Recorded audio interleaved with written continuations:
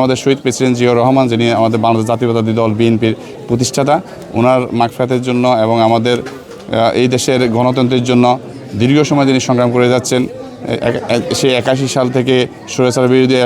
এরশাদ বিরোধী আন্দোলন থেকে শুরু করে গত 17 বছর হাসিনা বিরোধী ফ্যাসিস্ট হাসিনা বিরোধী আন্দোলনে যিনি সক্রিয় ভূমিকা পালন করতে গিয়ে আজকে অসুস্থ কারারুদ্ধ হয়ে যিনি আজকে গর্ভবন্দী এক ধরনের গৃহবন্দী মতো অবস্থা হয়ে আছে, ওনার আশু রোগ মুক্তি করার জন্য, ওনার সুস্থতার জন্য এবং আমাদের তারেক রহমান ইনশাআল্লাহ আগামী 25 ডিসেম্বর ইনশাআল্লাহ দেশে আসতেছেন, ওনারও সুস্থতার জন্য এবং আমার বাবা আমাদের ফেনী 3 আসনের আব্দুল্লাহ মিন্টু সাহেব অসুস্থ আছেন, যিনি আমাদের দান শীষের পদপ্রার্থী, ওনার জন্য সবার উদ্দেশ্যে এবং এই এলাকার মানুষের জন্য সবার জন্য আমরা এই দোয়ার আয়োজন করেছি। আমরা এখানে প্রায় 400 লোকের আমরা মেজবান আয়োজন করছি। আমরা আজকের এই আয়োজন মাদ্রাসার ছাত্রদের জন্য, এলাকার মুসল্লিদের জন্য, মুরব্বীদের জন্য, সহকর্মীদের জন্য যে আয়োজন হয়েছে, ভোজনের আয়োজন হয়েছে, খাওয়ার আয়োজন হয়েছে,